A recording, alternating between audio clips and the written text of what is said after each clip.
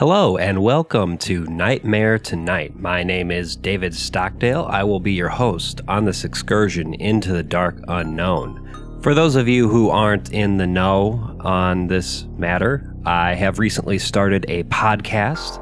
Nightmare Tonight is essentially a spooky late night talk show in which I invite guests to come on and discuss horror and other semi-related, sometimes tangentially related matters. In this very spicy episode, I am joined by Kay from the YouTube channel Kay and Skittles. I would highly recommend Kay's video about Jordan Peele's Us. I think that is what initially brought Kay's channel to my attention. I think you should immediately go to Kay and Skittles' YouTube channel and subscribe. Now, if you enjoy my content and have some expendable income, what's that, right? You can go to patreon.com/nightmare masterclass.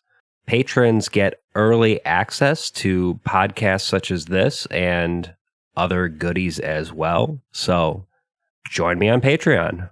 And all right, on with the show. Enjoy. Hello, everyone. Welcome to Nightmare Tonight. I'm your host, David Stockdale.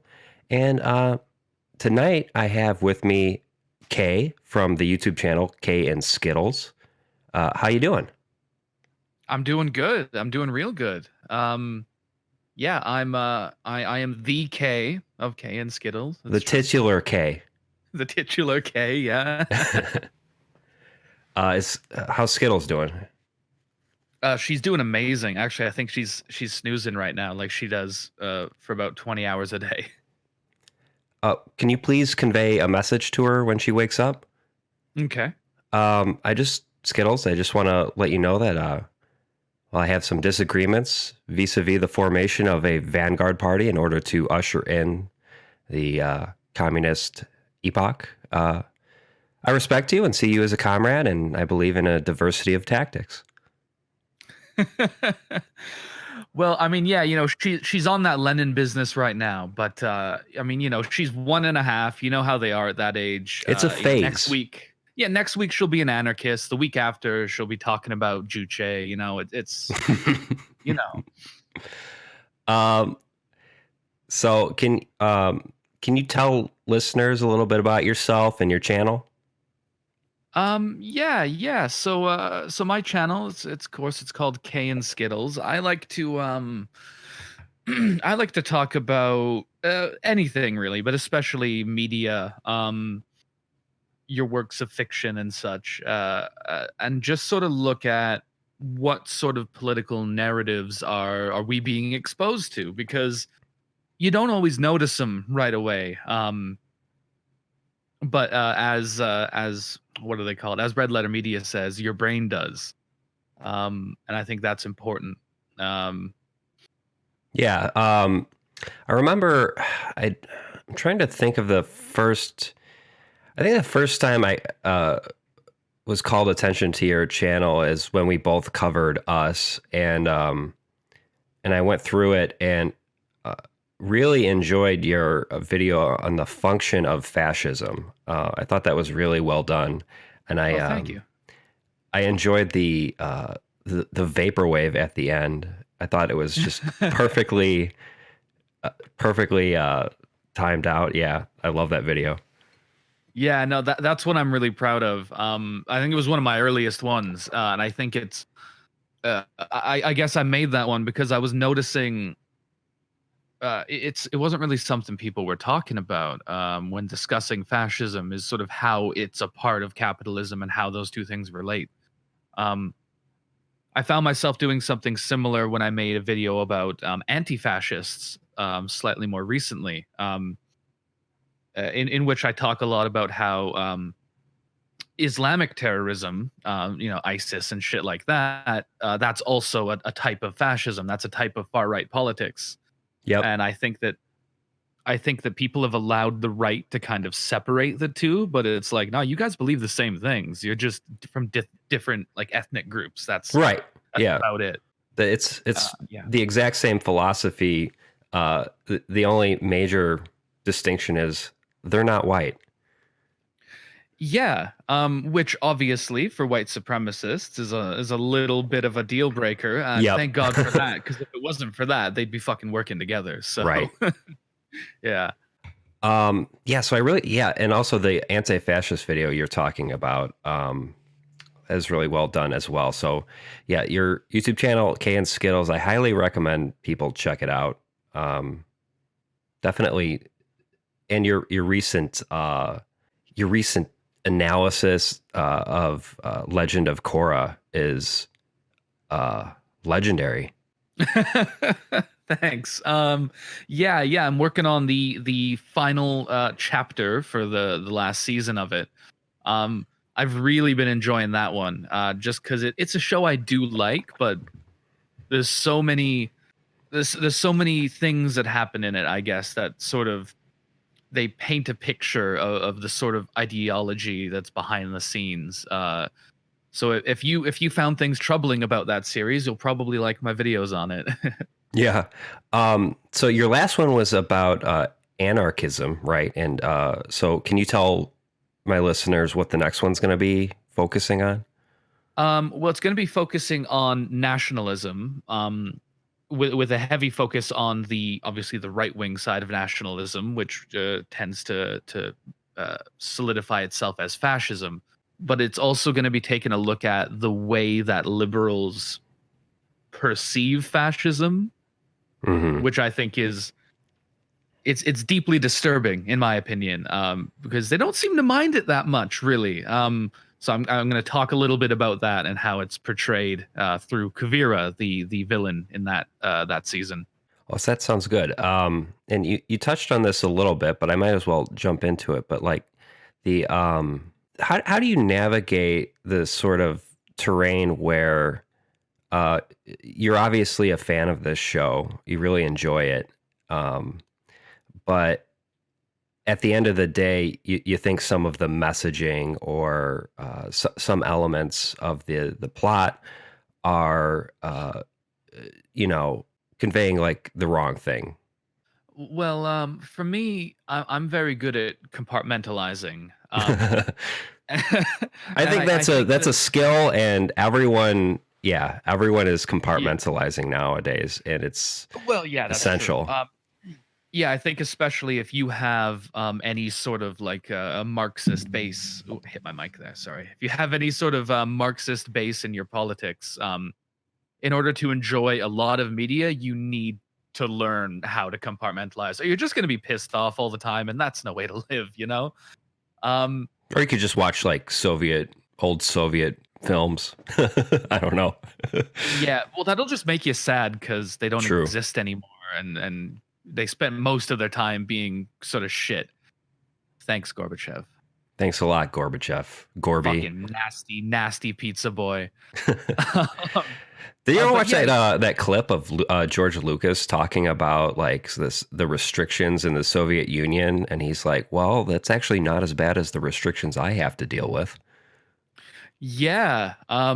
I found that really interesting. I've always been really curious what George's politics are or were, because the prequels, they're shit movies, but to me, it's very much a cautionary tale about like fascism and Yep. the sort of liberal complacency that can give rise to it.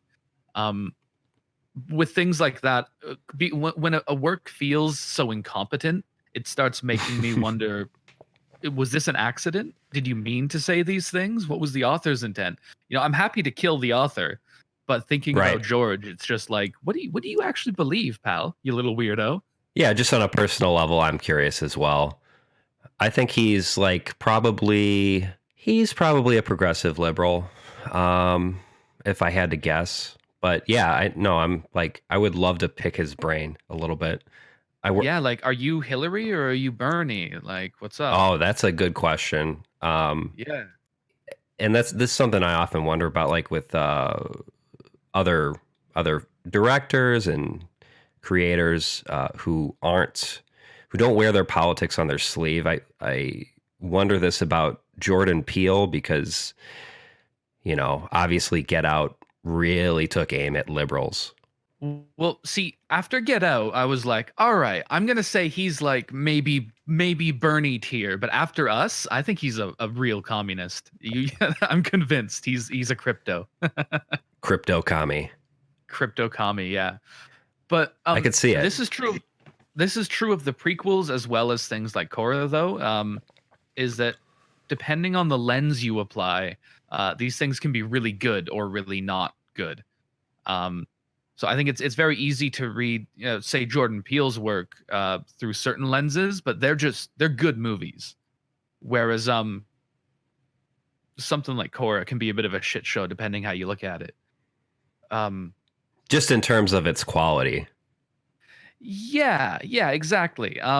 Like there's things I love about that series. Like it's not a chore for me to watch it again, although there's a lot of things in it that are frustrating. Um, Mostly because I am reading it with a very political lens this time. But I think that as a slight aside, Steven Universe is a really good example of a show that, depending on the lens you read it with, it dramatically differs in quality. Uh, Have you seen it yourself? I haven't seen Steven Universe. That's on my list. Okay. Well, for any listeners who have, I think you'll find that if you were reading it like I was at first, as sort of an anti-fascist story, it's a fucking disaster. But if you were to look at it as sort of a story about abuse and self-acceptance and getting past those things, it's amazing. And I think to me that's really exciting when there's a work that if you're looking at it through different lenses, it's good or bad. And that's Korra for me as well. That's interesting. I've been battling with people in my comments about Joker.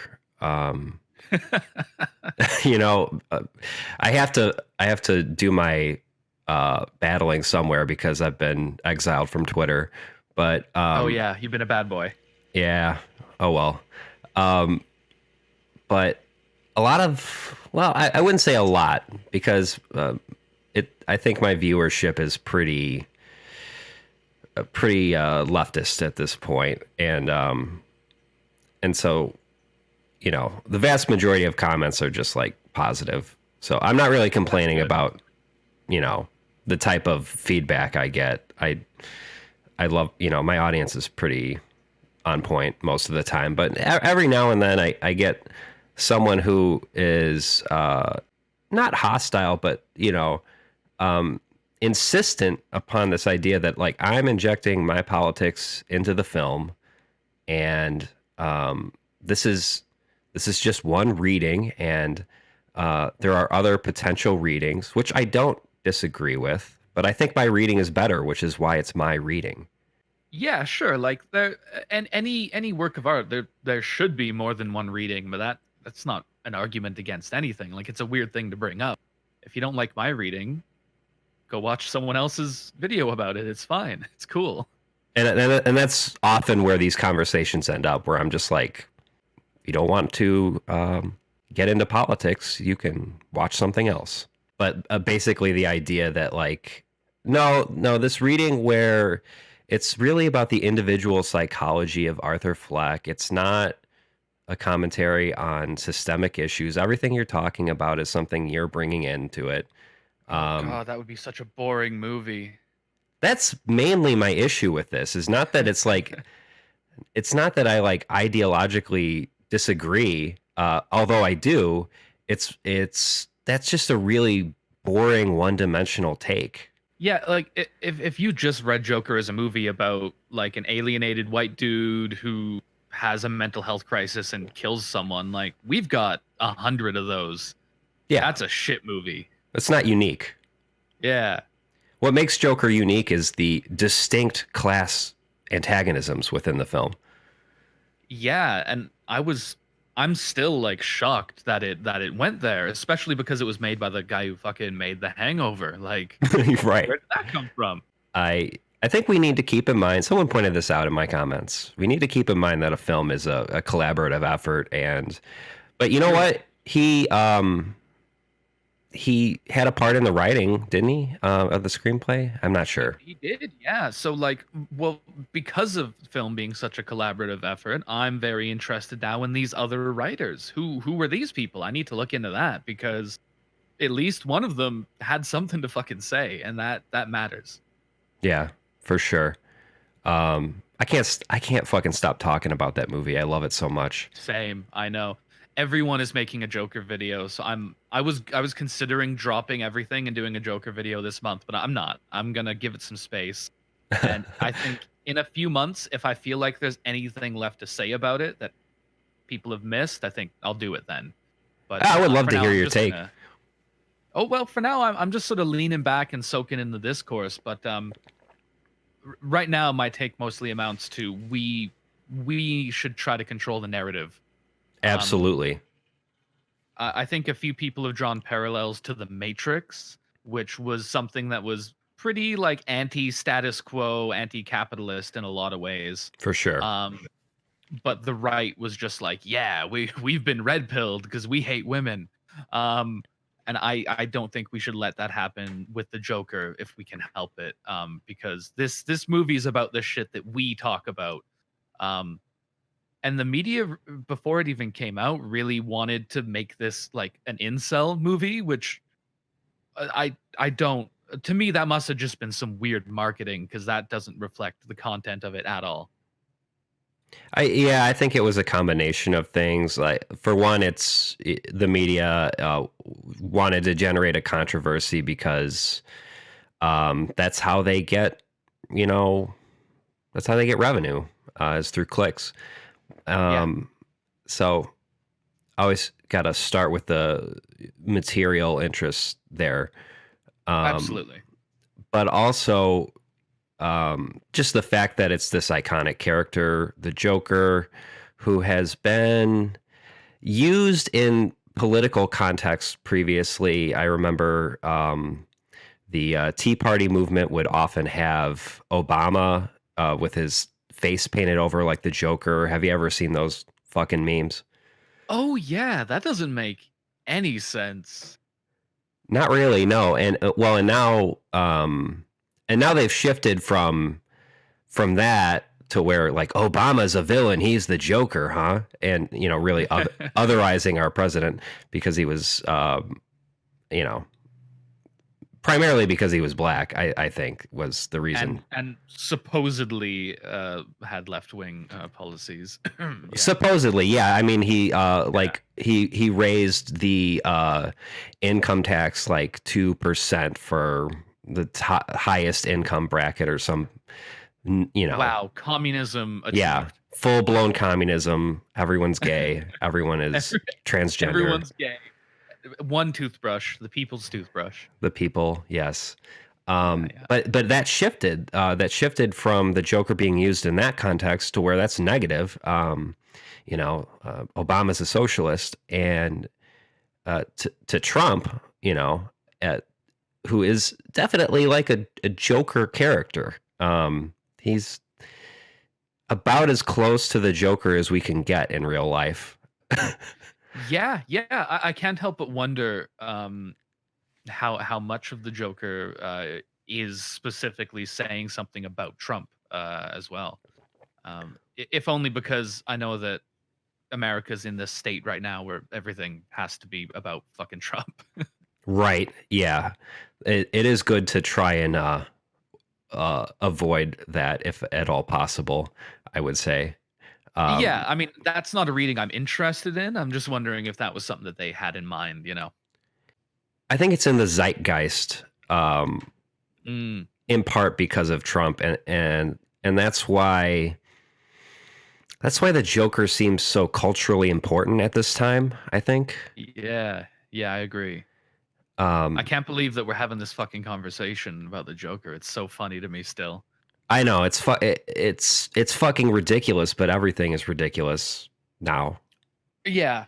Well, I think that's true. I need to stop being surprised by shit. But I think it's making decent money. So the person in me who just likes comic book movies, I'd like if they get a little bolder with these movies, because I think this is made more on its opening weekend than the Justice League, which was just like bland trash. So I want movies to be good also, even though they're all fucking shitty corporate products. I still like good art to happen sometimes. Make movies good again. Make movies. Oh shit, that should be the hat the Joker's wearing, just a red hat that says "Make movies good again." Yep. Now that'd be horrible. So when I asked what you wanted to discuss on the podcast, you mentioned something about the Blumhouse model of horror film production. So what about that strikes you as noteworthy? Yeah. So Blumhouse and Netflix does this too. They churn out a lot of horror films. Specifically, like Blumhouse, it's like a horror studio, and Netflix, they have a weird focus on horror, considering they can make whatever they want. It's not their brand to be horror. But overwhelmingly, they're bad. Like they're really bad. Yep. But more importantly, the way in which they're bad, they feel underdeveloped. Like they tend to be made very cheaply compared to the amount of money that we know that these two companies could throw around. But more importantly, they just feel lazy. Like just uninspired, underwritten. Most of these movies are a concept that we've seen before. Like you never get the impression with these that somebody was involved who like had an idea they were passionate about, and it comes off in the final product. Yeah. Sorry, I'm making a lot of mouth sounds. I'm very mucusy. I'm just gonna have a drink. One sec. Oh, you're fine. All right, I'm just smashing my energy drink. And if you need to take a break at any point, just let me know. Cool, thank you. No, I'm just caffeinating. Brand not disclosed because they didn't pay for that product placement. No, it's not happening. Nah. I think I would take a sponsorship only from like an energy drink because their branding is always so fucking funny to me. Yep. They're always like hyper masculine, but in a way to market to like 14-year-old boys. Yeah. It owns. I don't know why it's so good. The analog from like my 14-year-old boy days is probably like Axe body spray. Yeah, it's the exact same thing. Like your major energy drink brands, they're just like Axe. Yep. It's so funny. Anyways, sorry. What was I saying? Oh, right. Yeah. Paranormal Activity I believe that's a Blumhouse one. Yeah. That's like the poster child of the sort of thing I'm talking about here. They're just like they're cynical cash-in horror movies. You know, they make them as cheap as possible. Maybe you throw in like a couple of jump scares, but most of your money probably goes on the marketing to make it look watchable. I remember Paranormal Activity was marketed hard, but nothing fucking happens in that movie. It's horrible. Yeah, you know what? I haven't watched any of those fucking movies. Well, don't, because like the question that I've watched a few of them, and the question that always comes to mind for me is, what was this movie about? What was it saying? Because I can't think of anything. They're so devoid of anything. And to me, that shows a fundamental disrespect for the genre. To me, that shows that these people think horror is just like a skeleton pops out.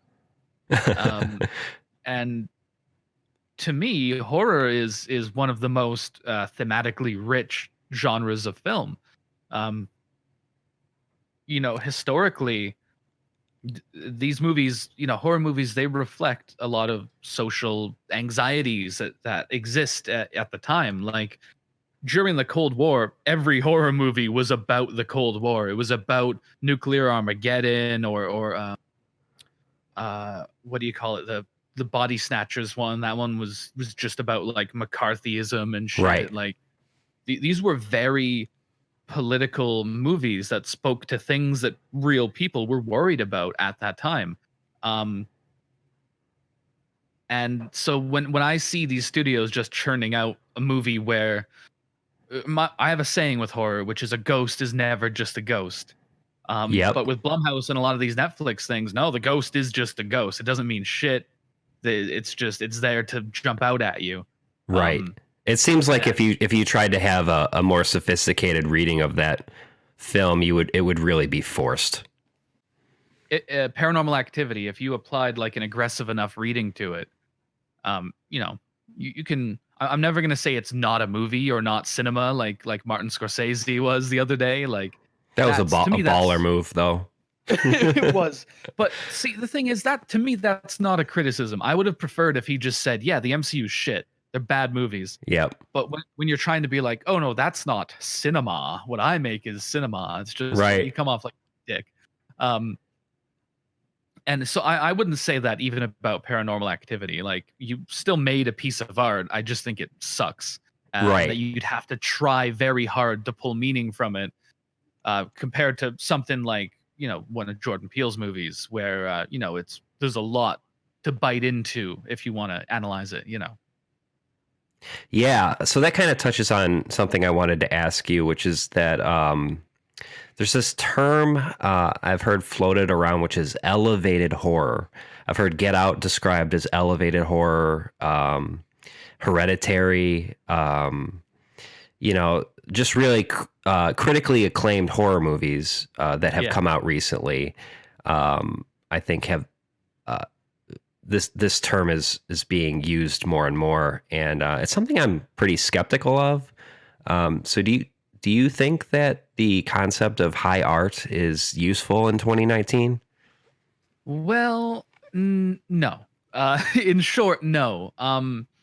I think terms like elevated horror, I think to some degree it describes a phenomenon in the genre, but I think that it mostly is for the user of the term to feel smart, to Yeah. feel like they like a piece of media that's better. And I would certainly say that an Us or a Get Out is in a different league than Paranormal Activity or what's the one with Bagul? Insidious, I think, is a Yeah. Blumhouse series as well. It's terrible. Yeah, and of course, I think that both of Jordan Peele's movies have been published by Blumhouse, and they're such Ironically outliers. enough. Yeah, they are such outliers in their catalog. It's so funny to me. Um, but yeah, like to me, something like elevated horror is not unlike saying, "Oh, that's not a real movie. This is a real movie." And I think that it's just trying to almost create a brand, a consumer brand, out of the fact that some movies are better than others. Yep. That's a good way of putting it. I've considered it in the sense that it's probably useful as a marketing term more than anything else. I think that's what it is. Yep. Because it's like, oh, you liked Us and Midsummer or whatever. You'll like this other big brain boy horror movie. It's not like the dumb ghost movies. Um, but like, It kind of reminds me of in a whole different context in the spicy political streamer discourse. This notion that destiny uses big words to sound smart because there's a whole underclass of fuckboys out there who are looking for people um, who are intelligent, and they want to brand themselves. They identify with that because they view themselves as intelligent people, and so it's kind of a marketing gimmick in some sense, and big time, absolutely. And I think that the streaming debate boy phenomenon, to me, that is an extension of a almost exclusively right wing thing I've observed, that I've considered actually maybe making a video about this, which is the way they constantly elevate vague intellectuals.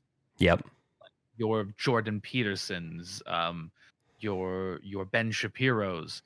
These people, they're wrong about a great deal of things, and their arguments aren't that good, but they sound smart. They yep, sound confident, like they know what they're saying. Especially Peterson, he just comes off like a university professor. Like I'm the smart old man who knows the things.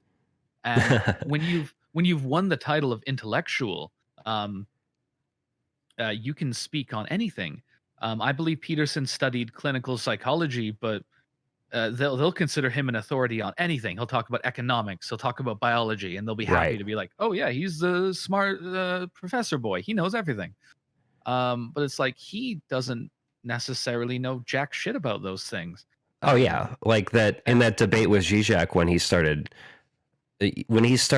like criticizing the Communist Manifesto, mm, it was I was mystified at how totally ignorant of Marxist theory he is when he criticizes it so much. yeah, because like the manifesto is like the most surface level of Marx's works, really, and Right. he couldn't even like grapple with that. It was incredible. Like he doesn't know what the fuck he's talking about, but he has the brand, the marketing brand intellectual, so it doesn't matter. Yeah. Exactly. Um, and so I'm waiting for the horror movie about this because I think there's one there. I think that's Ooh. something that needs to get made is the horror film about the reactionary so-called intellectual. There's got to be something to that. Oh man. Yeah, there definitely is. There definitely that's a good idea. Like I think that and the tendency especially of more of people with more reactionary politics to desperately try to find a sort of an intellectual figure to listen to really that's it's disturbing. Yeah, and and I also just want to go on record and say I'm not above this. I was listening to Sam Harris podcasts, and it wasn't a terribly long time ago. And I I think what primarily appealed to me uh, about him was just the brand that he's an intellectual, and that Sure. he sounds intelligent. And when you have a shitty dead end job where you don't really interact with a whole lot of people, like an office job where you're just kind of doing some data entry bullshit, Yeah. you just put on a podcast and what you listen to says a lot about how you identify as a person. And I wanted to identify as a smart boy. Um, and so I listened to podcasts like that. And you're just kind of half listening while you're working. Mhm. Um, and if you actually sat down to think about it, you would realize, wow, a lot of what he's saying is pretty vacuous. It But is. when you're working or when you have other uh, life issues that you're dealing with, you don't necessarily focus your attention on that. So No, that's that's definitely not. that's my long-winded way of saying like I've been there, and you know it's it's something where you I don't know what it takes for people to snap out of it. But for me, That's what it hard. was like Trump getting elected. That was a major part of it. Yeah, I think for a lot of people, that was sort of a moment where it's just like, "Oh shit, all right, this is kind of serious. We can't be having this." Right. What makes these guys, these the Sam Harrises of the world, so insidious? It's the natural sort of conservatism of them, where they're going to confirm a lot of your own previously held beliefs if you're just sort of vaguely liberal and line up with the dominant ideology a fair bit. There's a lot of easy just things that they might consider common sense that just a lot of people think. And so if you reinforce those beliefs and your brand is smart man, then the viewer is like, "Oh, I already think these things. I must also be smart man to some degree." And it's very validating. Exactly. Yeah, it's all about validation, I would say. That's a good way of putting it. Yeah, Um, that's a great way to build an audience, is to validate them and make them feel smart, but also that you are smart and smart enough to keep listening to. That's the whole grift. yeah, like you're smart enough to follow this thread. You're smart enough to follow the logical implications of what I'm saying to its Yeah. conclusion. Of course, Yeah. And it's everyone here dangerous. is very intelligent. Yeah, it's a big it's a validation gang. That's what it is.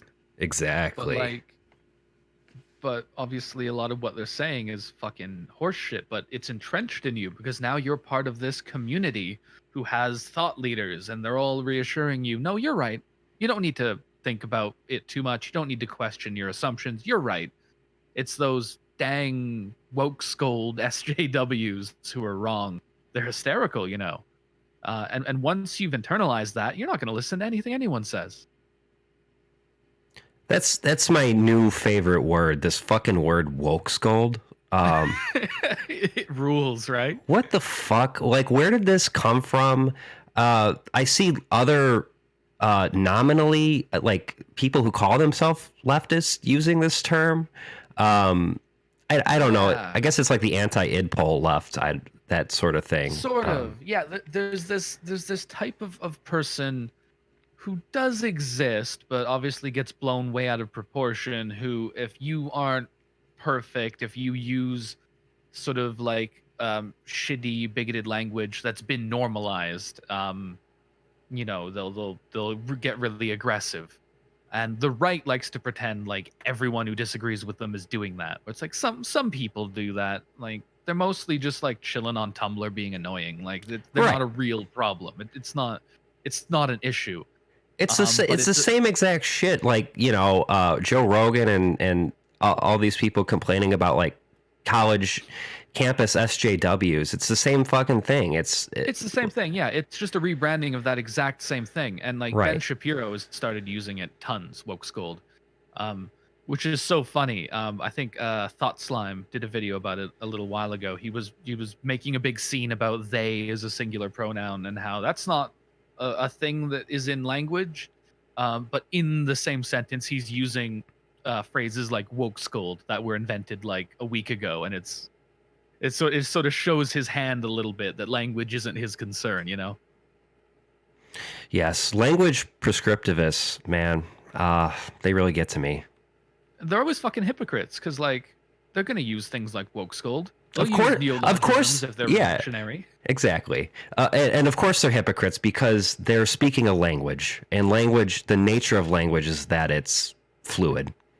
Yeah, yeah. To me, and considering the specific things that they get very aggressively prescriptivist about, as far as I'm concerned, it's never been about language. It's always been a statement of intent that they just don't fucking respect certain people, basically. Right. That's my So read on it. that's a good read, and fuck Ben Shapiro, fuck language Yeah, prescriptivists. and solidarity with every like theme park employee who has to tell Ben he can't get on the roller coaster and then deal with his tantrum because he's too short. They all deserve a raise. Yeah, Destiny too. Yeah, Destiny too. How tall is Destiny? He's a little boy. Is he a little boy? He radiates short man attitude. Yeah, yeah. You know, I really part of me wants to talk shit about him because he'll like watch it on his stream and it'll get me some attention. I mean, those are the fucking tactics he employs. He does the same fucking thing. It's just everyone is trying to carve out their little niche and get generate some amount of attention because Yeah, and attention is controversy is the currency. best way. Yeah, no, it's if you're smart and your goal is to make a bigger audience, then yeah, controversy is the way to go. I don't have the energy for that shit, but I hear you. if you did, you know, it would be a good idea. I think that's why it's hard for me to even pin down what Destiny actually believes and how much he's just like being a prick so that everyone will talk about him. You know. 99% of it is him being a prick, so True. it just generates attention. It's like I made this comparison before. It's kind of like pro wrestling, except except pro wrestling has more merit because it's Shakespearean. There's a storyline. It takes athletic prowess to be a pro wrestler. It's Shakespearean, I guess. Yeah, and what Destiny does is it's a poor man's version of pro wrestling. That's what fucking Twitch debate boys are, isn't it? Yep. Yeah, Wow. like Destiny is a he did a heel turn. Are you familiar with this terminology in pro wrestling? No. Okay, so a heel is a bad guy, and a face is a good guy. A face is it's short for baby face. So a baby face is a good guy, and a heel is a bad guy. So my wife is laughing at me right now. I hear her laughing in the background. So when a baby face, when a face suddenly there's a very pivotal change in the storyline where a face turns into a bad guy. Let's say he betrays another face. Oh, no. Yes. And so you would call that a heel turn. Because he turned into a heel and he's a bad guy now. And that's essentially what Destiny did. He was debating a lot of alt-right, fascist, neo-Nazi fuckheads. And then he did a heel turn and he started talking shit about leftists and saying like some absolutely fucking inflammatory shit on Twitter. Oh, yeah. Like, workers are stupid. Stuff like that he absolutely knew this would get under the skin of a good contingent of people on Twitter. And it was to generate attention. Yeah, I guess it's just a new marketing demographic for him. It's sad. And it's an arc. It's an arc in his storyline. He did a heel turn. Yeah. So you're completely right. That's so funny. And so, and of course he'll say like, "Oh, I'll defend everything I said on Twitter," and it's like, well, of course you will. That's your fucking job. Yeah. You'll defend any ridiculous claim. You don't give a shit. Yeah, no, he's that. Well, that's kind of the logical conclusion when all you have is I'm a smart debate boy who's good at arguing. You don't fucking stand for anything. You just want to argue with people and try to make whatever dumb thing you're arguing for that week sound right. That's nothing. That's just like being a douche. Right. Like he spent a good portion of his time prior to this defending incest and right. And by the way, he's not wrong. His argument is not wrong. But like he obviously was doing that because it's controversial and it gets him attention, Yeah. It's not about whether he's right or wrong. That's not the point. The point is, getting attention and attracting more people to your stream. He's a streamer. This is his job. He does this for a living. Like, this is how he makes money. I realize the vast majority of people are going to be like, this is not related to horror. But I mean, isn't people having to like sort of reorder their life and how they interact with others just to get attention so that they can make a living the most horrifying thing of all? Absolutely. Absolutely. The range of experiences, and I think one film that kind of deals with this pretty well is it's on Netflix. It's called Cam. Have you seen it? I don't think I've seen that one. No. It's about a cam girl, and basically the premise of it is that there's like a digital doppelganger that starts like plaguing her, and it takes over her account, and Mhm. it's just like this uncanny version of her that uh, my interpretation of the film is just like it's like a dark reflection of her, the identity she's created for herself. Oh, a Um, dark reflection. Would you call it a black mirror?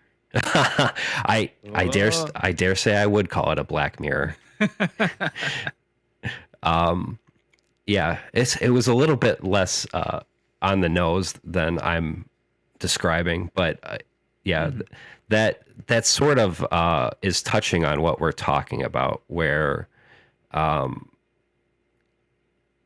there are certain incentives if you are in the business of being a any kind of public figure, even nominally speaking, even like streamers, the incentives that are created as a result of these huge corporations, um, you know, owning owning these very large platforms.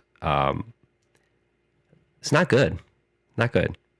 No, it's not good. And I mean, this is stuff I do, obviously on a much smaller scale than someone like Destiny. But I make videos, I stream a bit. I'm wanting to get into streaming a little more regularly.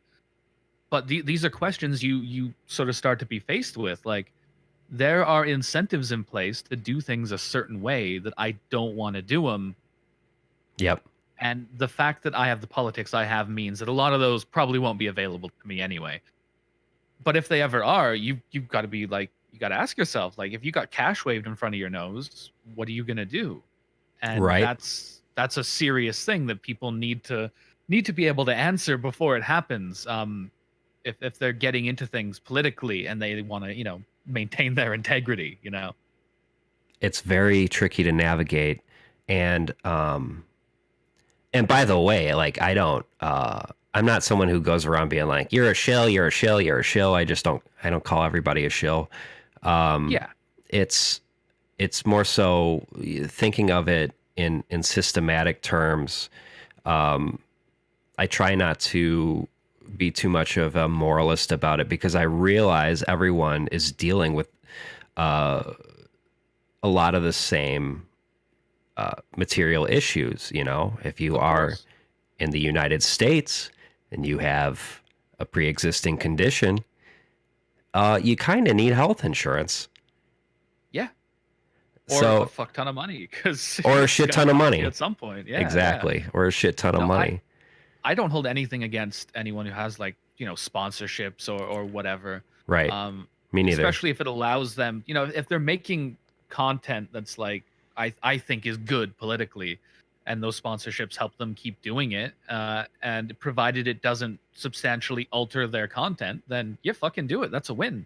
If companies will pay you to spread an anti-capitalist message, and there's some YouTubers where that is the case, then take the fucking money. Why not? I I concur. Yeah, the capitalists will sell you the rope with which we hang them. That's a good way to think of it. Yeah, I believe Big Boy Vlad said that. Oh, my boy, My Vladimir. boy, Vladimir.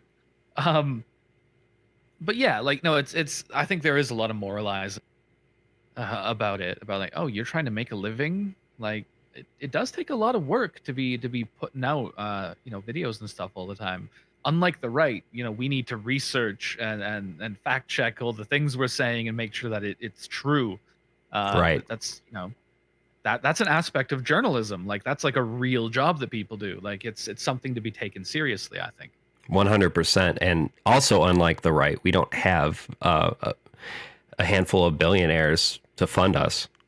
Yeah, that is so important. Like, when you see, like, Crowder's show or Shapiro's, like, there is money in there, like serious fucking money, that the left is just never going to have access to.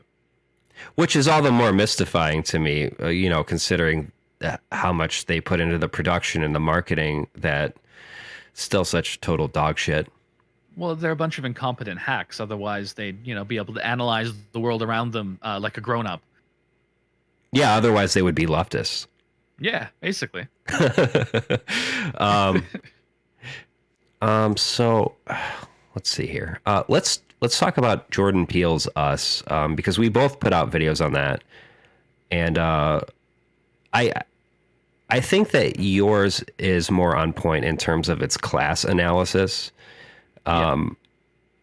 So talk about the middle class anxiety that film depicts, and why it's relevant in terms of this current political moment. Yeah. Yeah, I think Us is there are films, we were saying this of Joker earlier. There are films that just they capture the current political moment. And Us, I think, is definitely one of those. Um, the um, the middle class, from a sort of a traditional Marxist perspective, doesn't really exist. They're a mixture of more highly valued workers and sort of petty bourgeois people. Mm-hmm. So your small business owners and your managers and sort of more skilled workers, skilled in quotes, but more highly valued. I'm glad you're making that distinction, because I think a lot of people are very not careful about the way they talk about this. Yeah, well, it's something that I try to be. I try to be careful.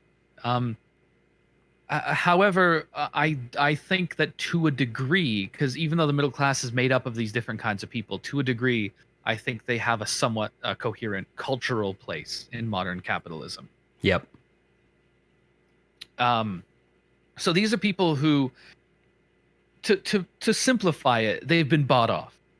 With better wages, better conditions, they're insulated from some of the worst aspects of capitalism, some of the consequences of, the relentless drive for overconsumption and endless growth.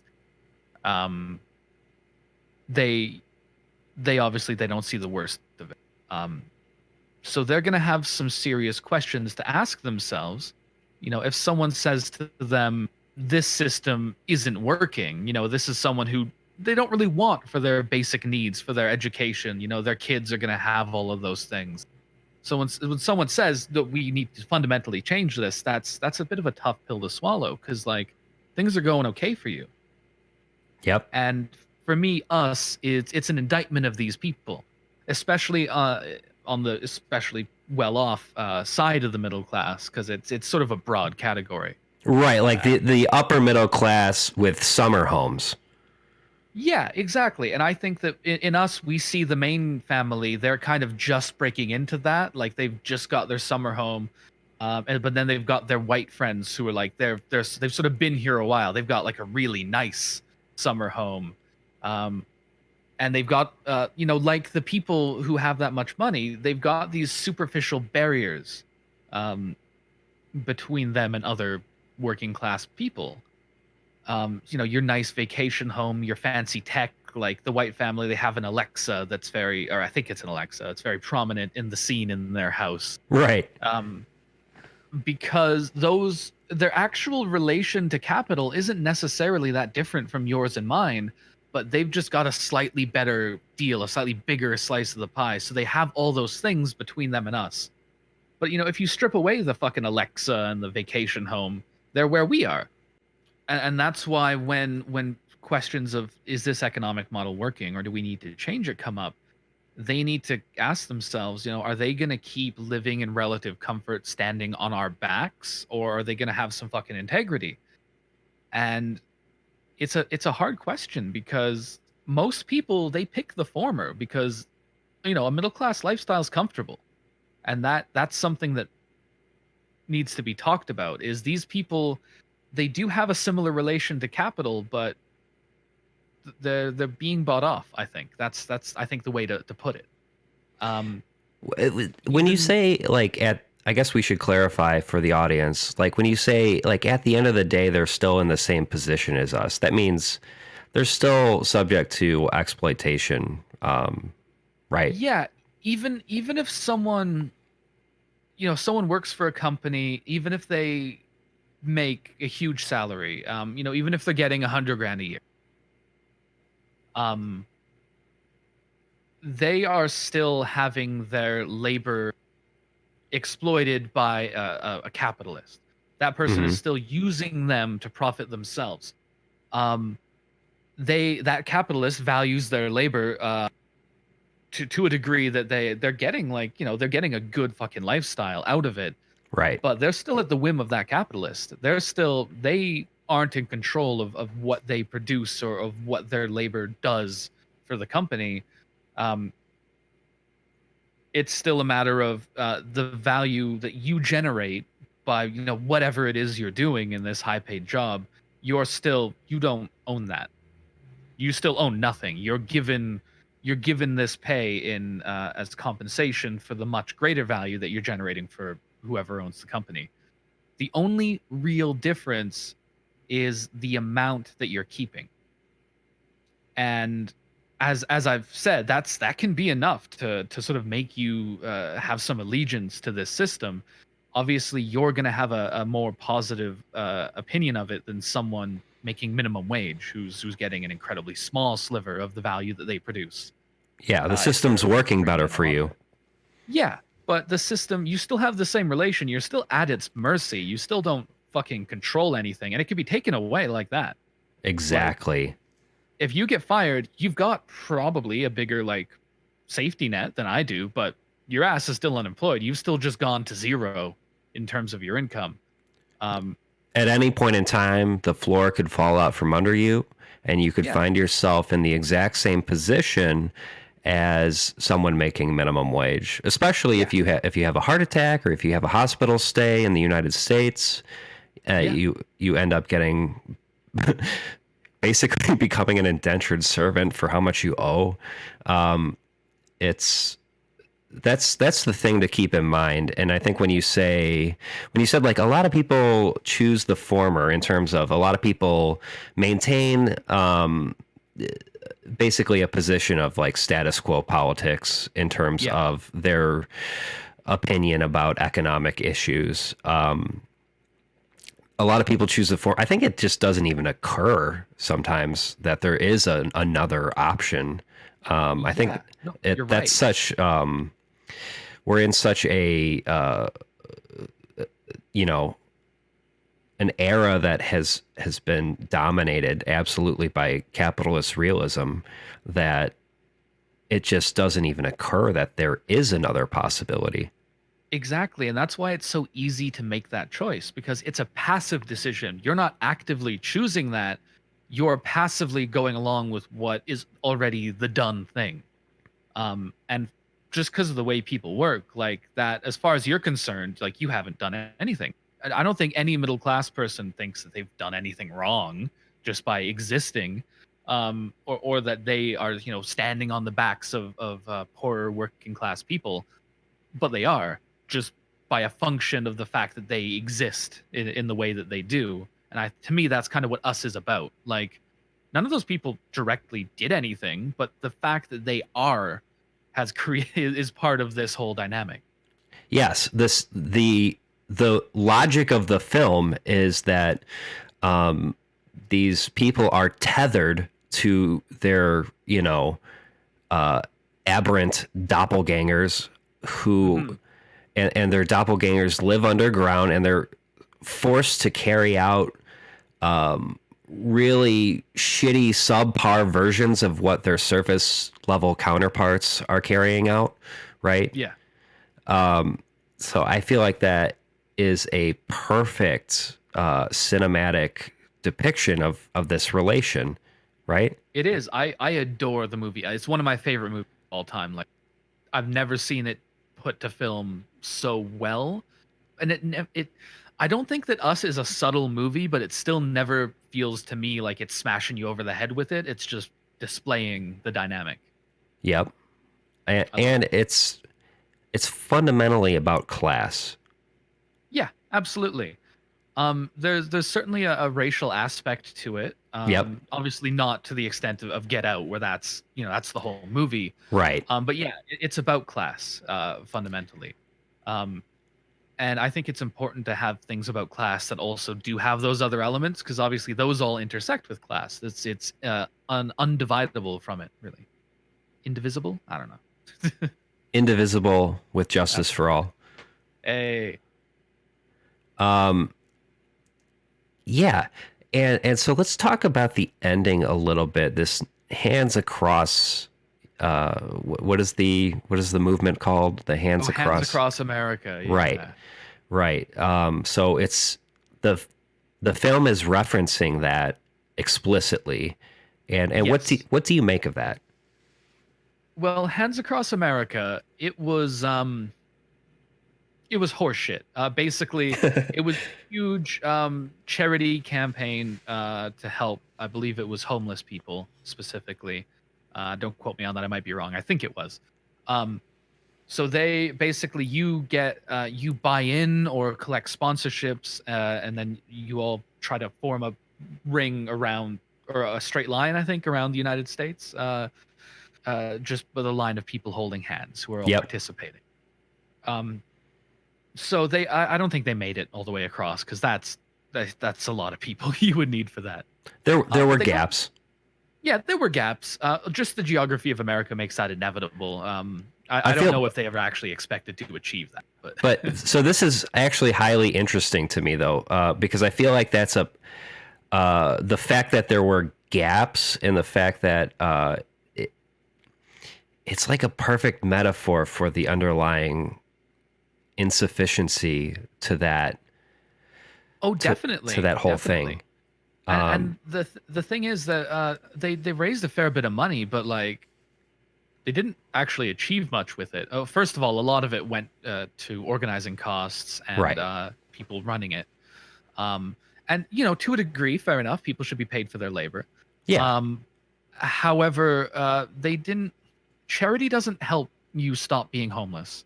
If someone like hooks you up with a meal or gives you some like small material support for a limited time, that doesn't mean that you're not homeless anymore. It doesn't suddenly like house you permanently. That's not what happens. So it was this big spectacle, and everyone gets to feel like they've done good and they've helped these people. And they probably like, it didn't hurt. You if you're cold and sleeping outside, you're not gonna say no to some fucking like warm clothes and a meal, but Right. you still go to bed that night and you're fucking outside. Like it helps, but it doesn't solve the problem, basically. The system, which homelessness is an inevitable result of, um, does not fundamentally change. Yeah, no amount of charity is going to make homelessness go away. That has to be a systemic change. That's it. And Right. I think that is so important because to me, Hands Across America really represents that because it was this huge undertaking, and it didn't fucking help. And I think that's in a movie that's really talking about how systems, whether our intentions are good or bad, create these dynamics and fuck a lot of people over. I think Hands Across America is just a great thing to put in there. I thought that was genius. Genius, and I feel like the ending is somewhat ambiguous because it seems to me that the film is saying, well, you know what? Here is what Hands Across America would actually look like. And it's going through this like mountainous region, this mountainous terrain. I think it's in That's California. true. Yeah. Uh, Whereas actually, in real life, Hands Across America they didn't go into a mountainous region because that would be fucking ridiculous. Um, Yeah. it's like, hey, here's what this literally would look like. Yeah, that's true. To be honest, I hadn't really thought about it that way. I sort of thought it was because to me the tethered aren't revolutionaries. To me the tethered they are in a way, but it's not really guided by building a better system so much as just like anger and discontent. It's Yep. more of an insurrectionary riot than like an organized revolution kind of thing. Um, Yeah, because they just want to kill their counterparts. yeah, they're just angry because they've been just getting fucked over, and I feel like they're focusing on the upper middle class people who they can see in their day to day lives, driving Yep. nice cars, living in comfortable houses, being healthy, rather than sort of the system that you can't directly see. Um, so to me, it's they're very sympathetic, the tethered, but also they're kind of misguided. And I sort of took that to be making the same statement about Hands Across America. Like, the intent of that is great. That's a wonderful thing to be doing. It doesn't solve the fucking problem. Um, and I sort of thought that maybe he was going for a parallel there, because if you just killed all the middle class people, that wouldn't stop capitalism happening. You wouldn't solve Right. the problem. That's sort of how I read that anyway. But it is interesting that they specifically had them going over a mountain range that the real Hands Across America didn't do. I hadn't thought about what the significance of that might be. Yeah, I think I said it in my video that it's sort of like a reductio ad absurdum. It's like saying like, hey, here's what this shit would actually look like, and it's ridiculous. Yeah, no, you're right. You're right. Yeah, Peel is definitely, he doesn't think very highly. Hands Across America campaign. Rightfully so, because yeah, as we've established, it didn't really do anything. Yeah. And what was I gonna say? When you were saying it's the tethered, they're not. They're more insurrectionary or riotous than they are having like a cohesive revolutionary ethos. It kind of reminds me of the riots in Joker, right? Yeah, they're very similar to me. I think that Joker paints a picture again of an angry, discontented working class who they understand to some degree. Like, I remember their slogan on the newspaper was like "Kill the rich," Right. which that fucking owns. Yep. But yeah, they're focusing on just like the people more than the system. So it's kill the rich, not end capitalism, kind of thing. And they're just destroying shit. Yeah, it's just a riot. It's just a communication of the anger of the people without it necessarily being directed. Right. And Joker himself, he hyper focuses on individuals like Thomas Wayne and Robert De Niro, rather than the entire system. Yes. And he explicitly says he has no political ideology. Yeah, Joker isn't a revolutionary. He's just like an extremely fucked over individual who's lashing out. He sort of becomes a nihilist. And he doesn't have. He's like a super individualist, like nihilist. He doesn't really have a cohesive ideology, but No. he does say, "Why aren't people civil anymore?" Right before blowing a guy's head off. That was so fucking funny to me.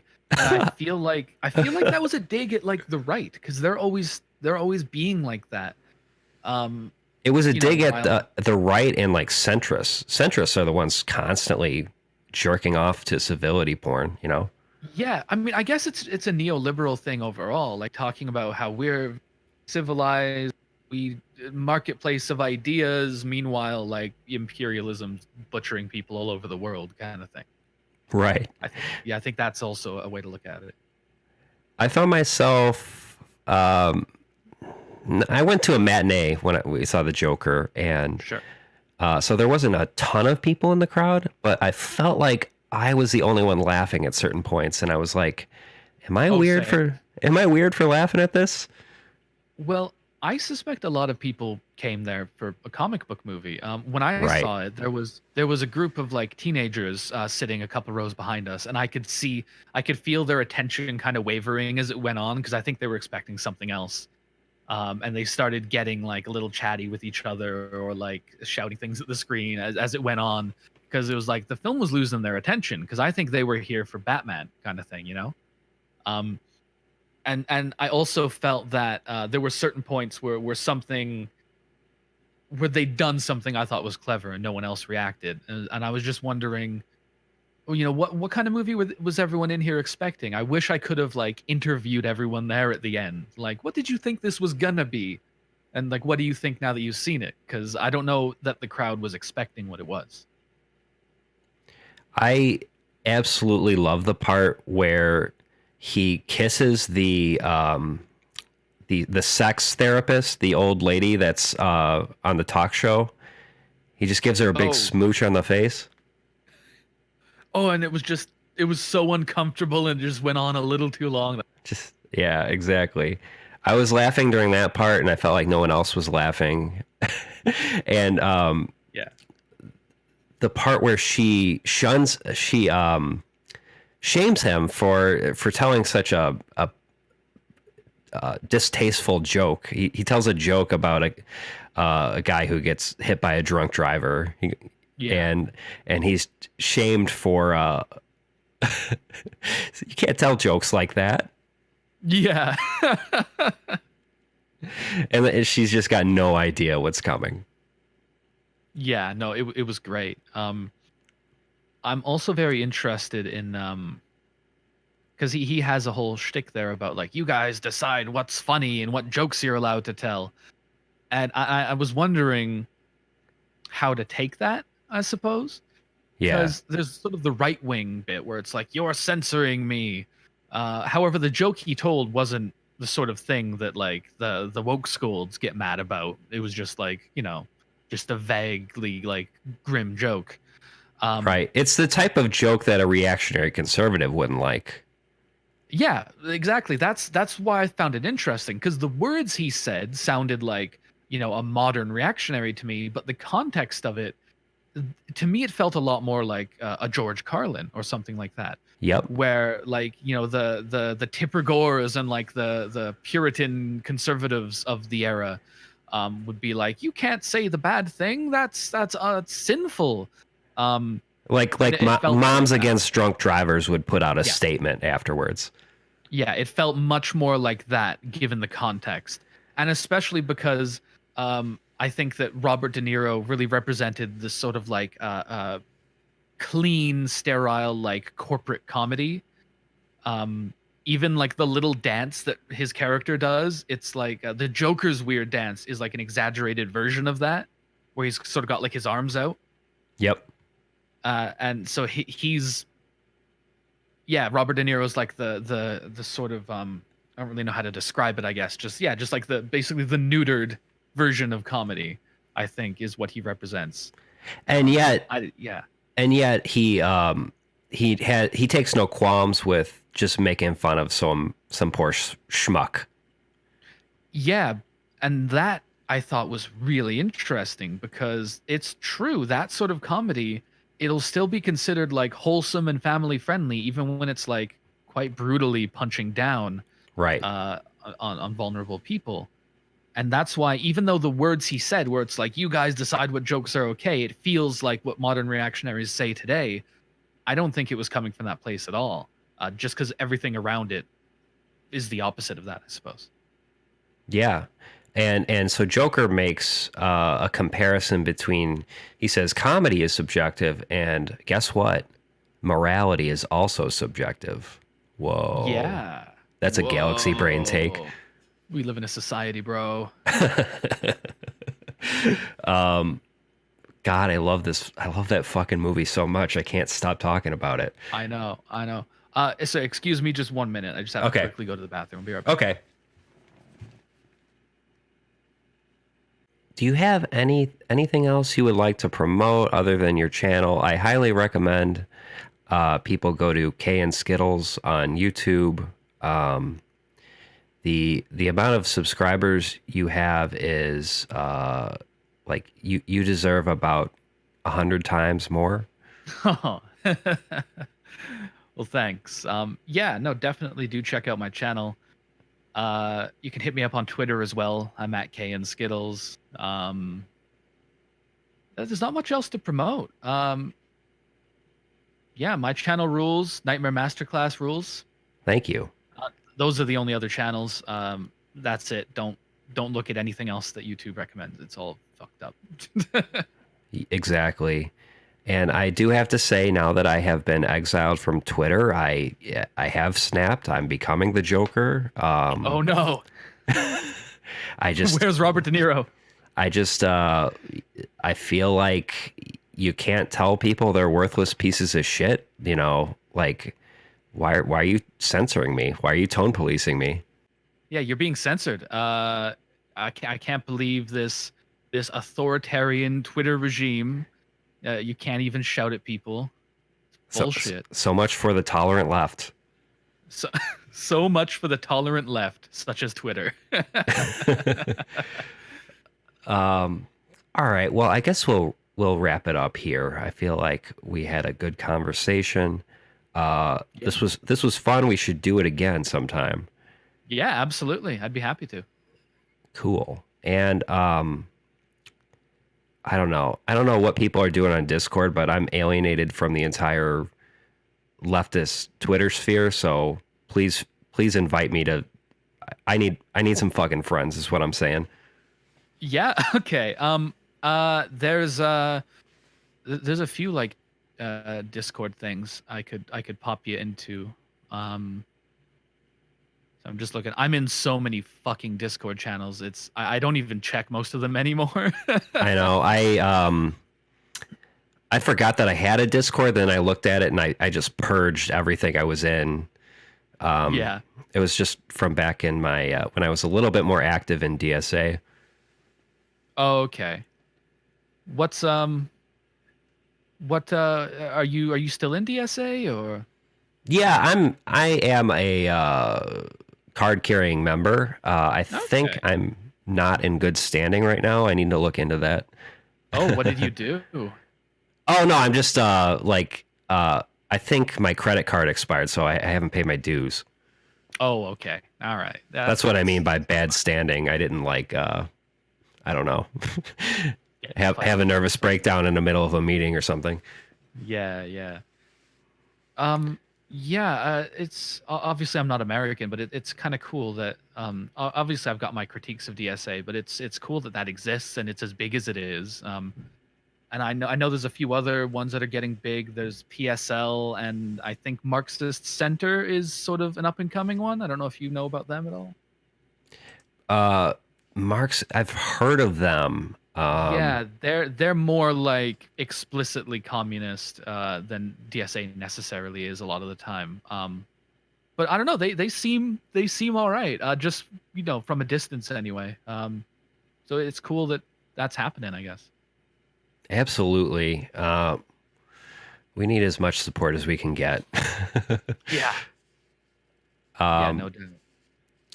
All right. Well, that wraps it up for this episode of Nightmare Tonight.